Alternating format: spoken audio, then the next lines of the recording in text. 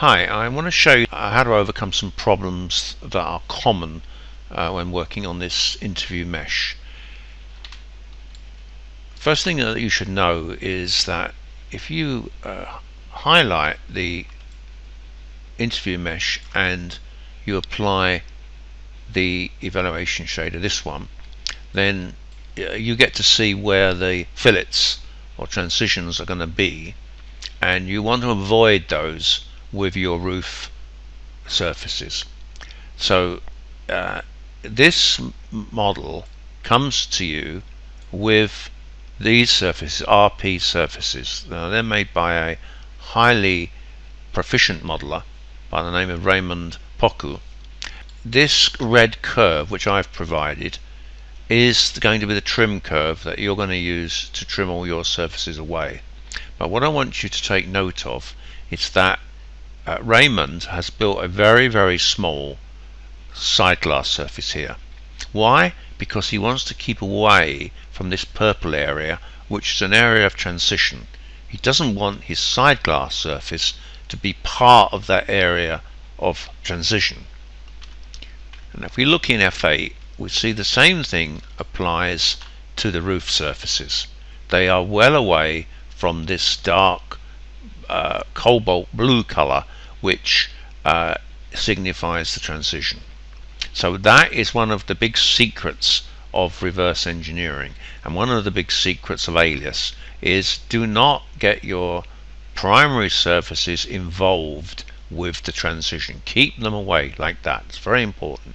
And the same here, as you come down to the transition between the windscreen and the hood, it's signified by this red and orange area. You keep your surfaces well away from it, and this red trim curve that I provided, it's very easy to make actually, will trim out the cockpit as per what we've just discussed. Okay, so let's take away Raymond's surfaces for the moment. The point is they're there for you to study, you know, that's what they're there for. And anytime we want to turn off that trim curve, there it is on its own separate layer. So there's another thing there, another teaching point. Okay, keep things on separate layers.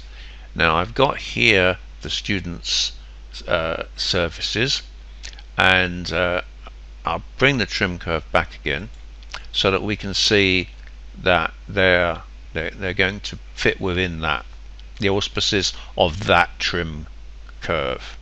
Now this surface has been made by a highly competent modeler, and what he's done is he's built the surface so that this top edge of the surface is a natural boundary, and the reason he's done that is because he wants to get good continuity with the freeform fillet control from this edge. Okay, now there is another way of building this edge, and that is by building a larger surface here, but don't make the mistake of trying to cover any more than that area there. So once again we need this shader on, and as you can see our Sideglass surface doesn't want to be up here getting involved in this transition. It's nothing to do with that. Keep it small and keep it within that sort of greeny browny area. Make sure that all your surfaces are degree 3 or 4. I've gone for degree 4, and you see I'm only building the left hand side of the car. What I've actually done was taken the modeler's surfaces and I've trimmed them down the center line, and then trim converted them to create new surfaces here that don't have any trim boundaries. Okay, and the next job is to build a freeform fillet between these surface sets. So a quick check that your surfaces are within mesh tolerances. Let's pull up the freeform blend control. Okay, go to my, and it's quite a good idea to start off with default just in case you've got something wrong. Alright, so multiple surfaces, we're all ready to go. We can try chain select. Okay, that's chain select there, that's worked, that's good. And we can select this, and there we are.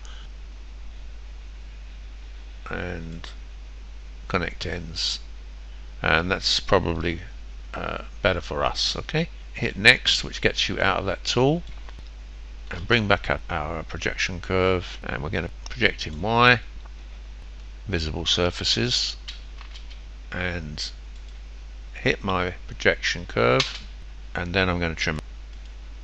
Yeah, just finish off trimming out. Okay, that's done.